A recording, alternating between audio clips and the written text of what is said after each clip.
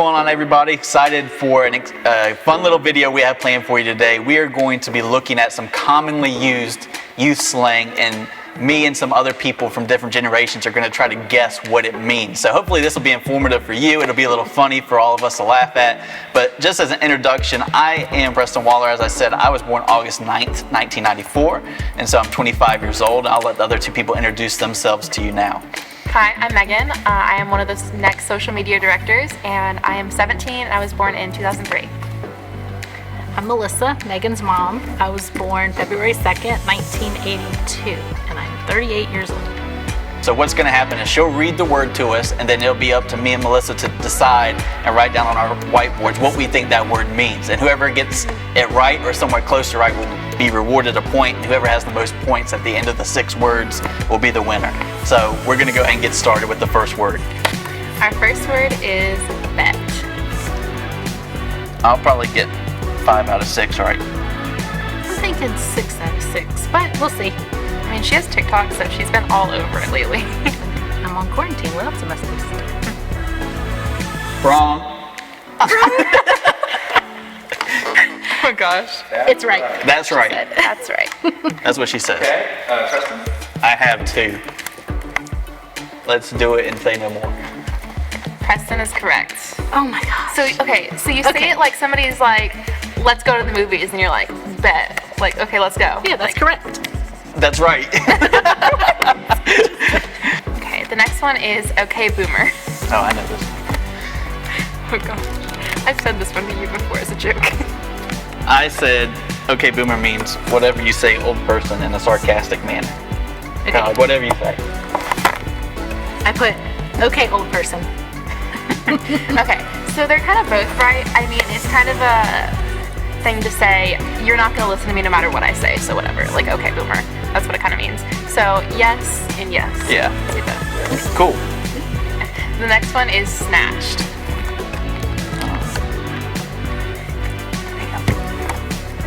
I feel like this one has like 2 more. Okay. Take something. Take.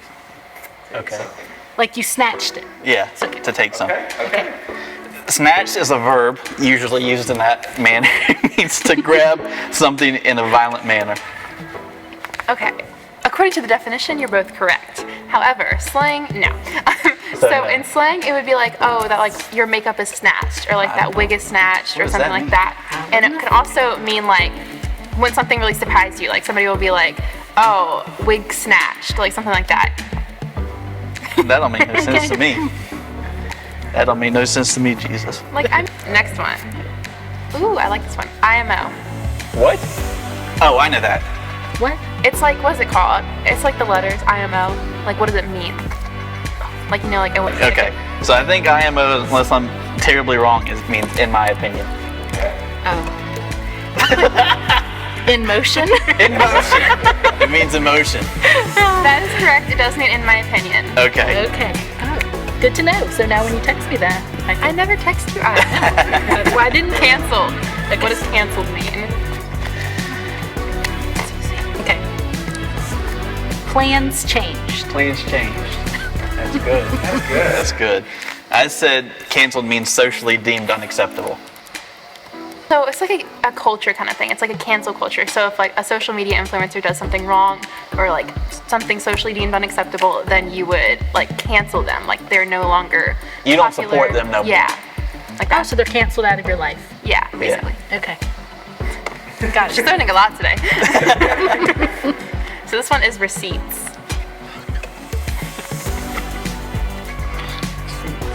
We talk about this one a lot. I think receipts are just typically what people use as screenshots of conversations. So like, if you and me were having a conversation, Josh, and I wanted to show Megan what we were talking about, then it was like gossipy or drama related. I would screenshot it and send it to her and be like, these are the receipts. Kind of the same thing. I said proof that something happened. Oh, that's good. Like receipts. That's a lot better than what I said.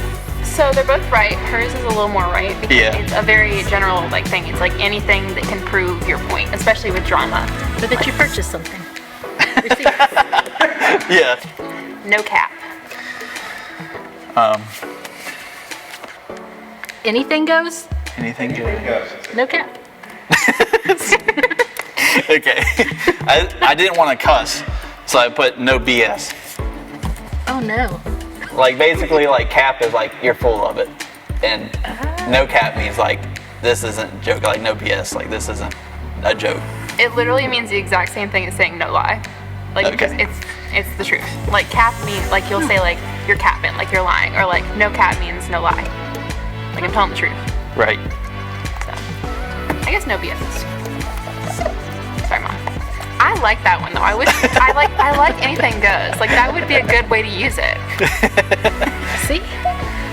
My generation knows how to use words. They do. In the proper sense. In the proper. Like receipts or actual receipts you take from the store. Proof. So now what we're gonna do is we're gonna kind of reverse roles a little bit. We're gonna let Melissa give us some of the slang that she used as a teenager, and me and Meg are gonna have to do the same thing we just did, but roles reversed now. So we're gonna end up looking at some of the slang she used as a teenager in the 90s. So this should be a lot more harder for me than the other one. Decked out. What? Okay, so I said decked out usually means like styled out or upgraded. Like when you deck out a car, usually it means you've upgraded or made it really stylish. Okay. Megan? Okay, I said dressed well / iced out, like with Iced- a whole bunch of jewelry or That's like nice a vanilla expensive- ice. Alright. Both of them are correct. You're dressed well. You know, he's dressed to the nines. You're dressed well. What's your damage? What? Wait, I know this. Oh wait, no I don't. Oh, You told me this last night. oh, I know what actually. that means. What's your damage? Just put whatever came to your mind first when I said it.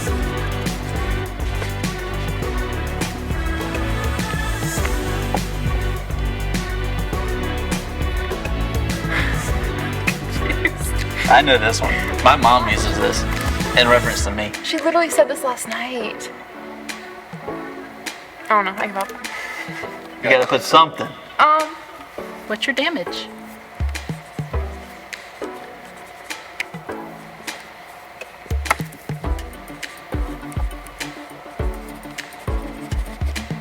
Go ahead.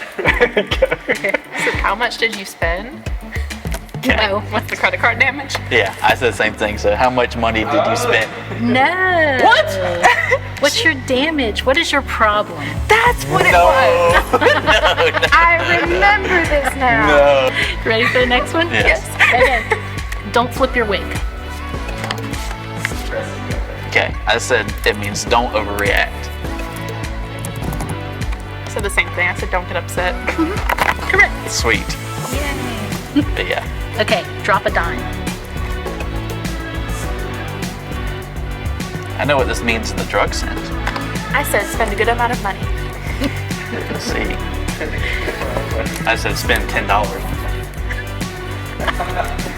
Okay, drop a dime when you discuss something about someone, like I dropped a dime on them. So T. T, what you would call T. I would have never guessed that. What? Drop a dime. Drop it. I never would have. I had no idea what that was. Okay, final one, Okay. the pits. What? Oh, I go first. I just said sad or in a bad mood, like you're down in the dumps, in the pits. This is the same thing. Kind of the same Promise we're thing, not like, cheating. like this is the pits, this sucks. This Right. is, you know. Oh, so we were correct, kind of. Everything that she said, I took literally. Like, that's what it meant. That's what she said. She learned a lot today.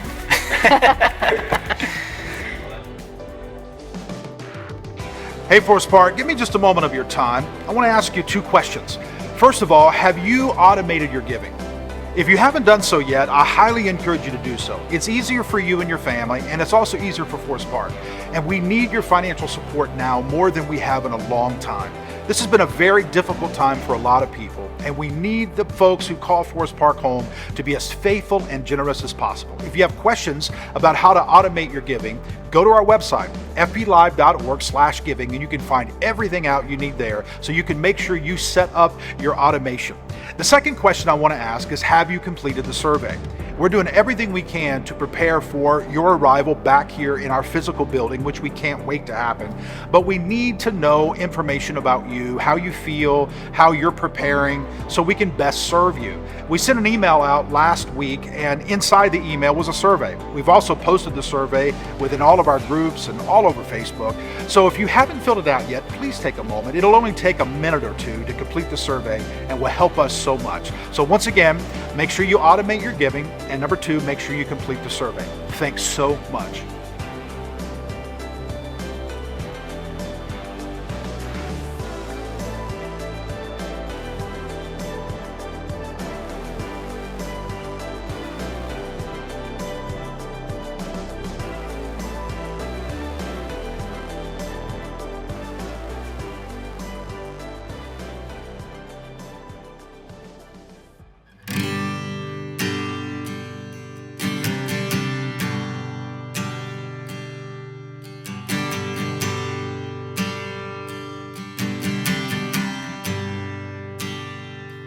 I love you, Lord. Oh, your mercy never fails me. All my days I've been held in your hands. From the moment that I wake up till I lay my head, I will sing of the goodness of God. All my life you have been faithful. All my life you have been so, so good. With every breath that I am able, I will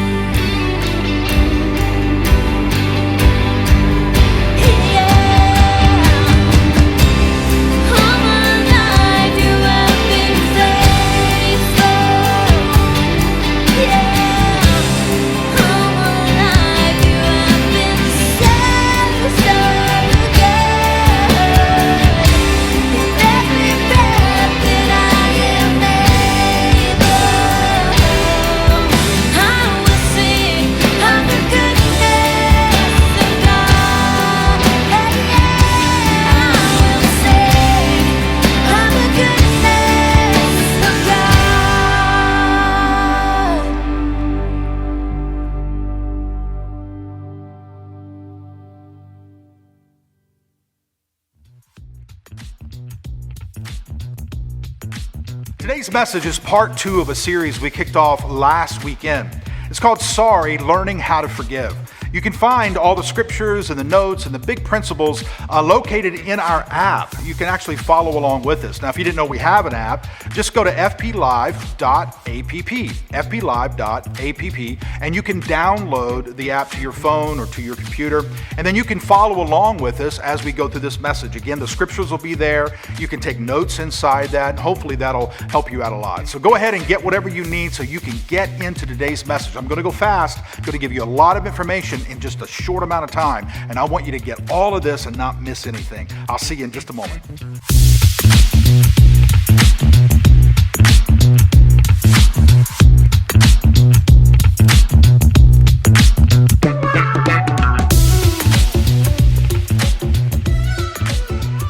We kicked off this series last Sunday.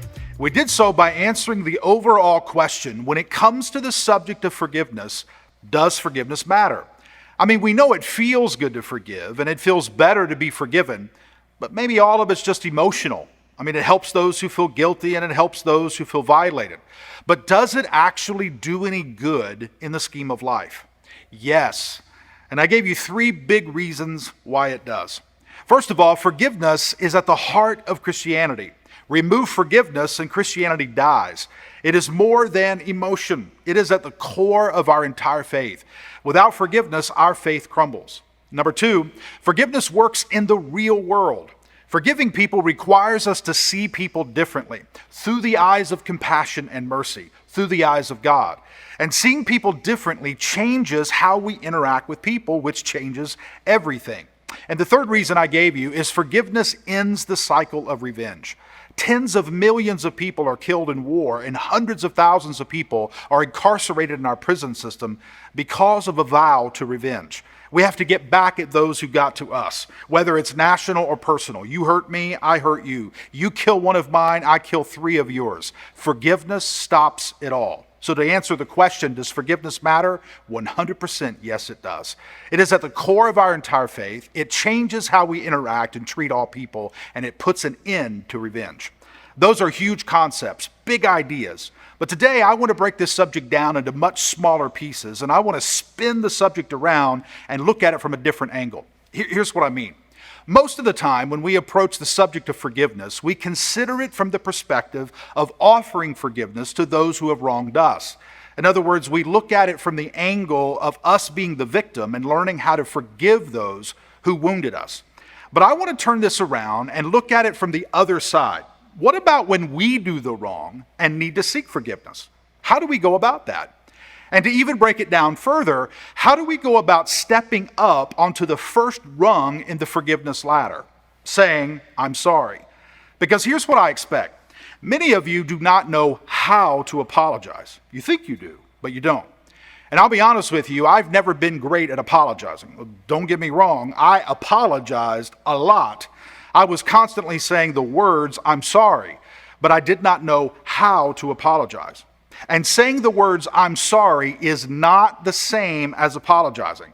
And when it came to Lana, my wife, and my staff team, often my empty apology made things worse. And there are some of you who apologize to your spouse or maybe to someone at work or to a family member at some point this past week, and it didn't go very well. He or she said they accepted your apology, but it just didn't seem to land well. So in part 2, we're getting really practical in teaching you how to apologize. Now, it's possible a few of you may be thinking, why are we teaching about apologizing through a sermon, Scott? I mean, that doesn't sound very spiritual. I want you to look at this verse of Scripture, and today we're only going to need one verse of Scripture. It's found in Matthew chapter 5, verse 23 and 24, so 2 verses. If you bring your gift to the altar and there remember that your brother or sister has something against you, leave your gift at the altar and go. First make things right with your brother or sister and then come back and offer your gift. Here Jesus calls us to make it right with people, the person we've hurt or wounded, so much so that we are to quit singing, quit praying, quit listening to sermons until we make it right.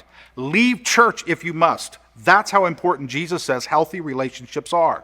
Get up from your religious duties and go apologize to the person you've hurt. Sounds like, according to Jesus, apologizing is high on a priority list, so we want to do it the right way. And here's how we're going to do it. Dr. Harriet Lerner wrote a book titled, Why Won't You Apologize? Healing Big Betrayals and Everyday Hurts. And in her book, she outlines 5 ways to ruin an apology. Let's go through them. I reworded a few of them. Number 1, get your butt out of the way. This is so sneaky. How often when we apologize do we casually insert our butt right into the middle? The person you wounded wants to hear a heartfelt, sincere apology, and inserting but completely lessens the sincerity. When we use but in our apology, it signals an excuse or cancels out the message. Let me explain. Let's imagine you and your spouse get into a disagreement, and let's assume your spouse raises his or her voice, and the disagreement escalates into an argument, and you say something you later regret. The next day, you feel genuinely sorry for what you said, so you decide to apologize. You go to your spouse and say, I'm really sorry for what I said last night, but when you raise your voice at me, I lose control. That's not an apology. That's a sneaky way of blaming your spouse for you saying something rude. I can maintain control, but you pushed me over the edge. Now, most often our intentions are good. What we want to say is, I'm sorry for saying something rude I shouldn't have. Then we want to give context as to why we did it when you raise your voice. We're hopeful by us giving context, it will make the apology easier to accept. But all the apology does is highlight what your spouse did wrong. Basically, what you are saying is, I was doing good, but you caused me to lose control. The best apologies are short and do not include explanations as to why you did what you did. An apology is, I was wrong, I'm sorry, please forgive me. Everyone try that. I was wrong, I'm sorry, please forgive me. Number 2, including I'm sorry you feel that way. This is a common and fake apology. A true apology focuses on your actions, not the response of the other person. When we say things like this, I'm sorry you feel hurt, or I'm sorry I said that, I had no idea you were so sensitive. What we're doing is pointing out the weakness in the other person. Try saying what you actually mean, and you'll see how shallow this kind of apology is. Here's what you're saying. I thought you were stronger than this, but apparently not because it bothered you so much, so I'll apologize if it makes you feel better. In essence, you're blaming the other person for hurting, and you're exonerating yourself for hurting them. Try this instead. I was wrong for being rude. I'm sorry, please forgive me. Number 3, inserting the if word. The little word if causes the other person to question their reactions. Watch out for, I'm sorry if I seemed rude. Wait, what are you apologizing for? I'm apologizing if I seem rude. So you don't know whether you were rude or not, only if you seemed rude? You see, again, this blames the other person. You're actually taking no responsibility for your rudeness. You are saying, I'll apologize for what seemed rude to you. In other words, if you were stronger and didn't let things bother you, then I wouldn't seem so rude, but you're not, so I'm sorry. It's amazing how quickly we can turn I'm sorry into I'm not really sorry at all. Once again, try this. I'm sorry for being rude to you. I was wrong. Please forgive me. The 4th way to ruin an apology, assuming I'm sorry equals forgiveness. This is one of the most difficult lessons to learn when apologizing. Never assume your apology is a free ticket to forgiveness. It's not. Because you apologize does not mean you are forgiven. An apology is just that. It's taking responsibility for what you did wrong and asking for forgiveness. Whether the person forgives you is different. I've seen it over and over, and I've been guilty of it over and over again. We apologize with an exception.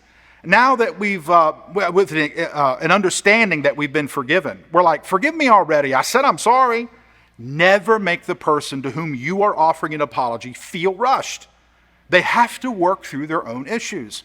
Imagine stepping on someone's foot and saying, I'm sorry, you can quit hurting now. It doesn't work that way. Again, try this. I'm sorry for stepping on your foot. I was wrong. Please forgive me. It's that simple.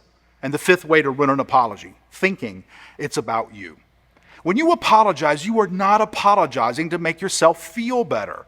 to help you heal, to empower you. You are apologizing to help the other person. It's about them, not you. Dr. Lerner provides an example. She writes, a woman named Liza slept with the husband of her friend Selena. Selena was clear with Liza that she wanted no further contact with her. Selena put Liza out of her mind as best as she could, as she and her husband worked to heal their marriage after the affair was out in the open. Several years later, when Liza was working the 12 steps in her AA program, her sponsor encouraged her to examine her actions to see if she had harmed anyone in her past and advised her to pick up the phone and make direct amends.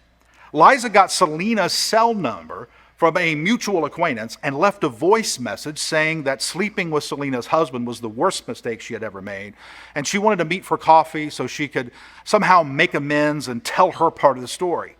Selena felt re-traumatized hearing Liza's voice on the phone, and Liza's request stirred up all the tumultuous feelings she had tried to work so long to put aside. Liza called a second time with the same message, adding, I think that if you knew my part of the story, you might be able to forgive me. When Selena wisely chose not to respond, Liza then sent her a letter, probably expressing more of the same, and Selena tossed the unopened letter in the trash can. Liza's insistence on re-entering Selena's life felt like another violation. Liza does need to forgive herself, but her process of self-forgiveness should not involve contacting Selena. The purpose of an apology is to calm and soothe the hurt party, not to agitate or pursue because you have an impulse of wanting to connect, explain yourself, lowering your guilt, working on your own healing. The AA step Liza followed encourages making amends only when doing so will not injure or hurt the other party. Not everyone can make that distinction. So to recap today's message, to apologize the right way, 1, get your butt out of the way. 2, get your feelings out of the way. 3, drop the if word. 4, remember I'm sorry does not equal forgiveness. And 5, it's not about you.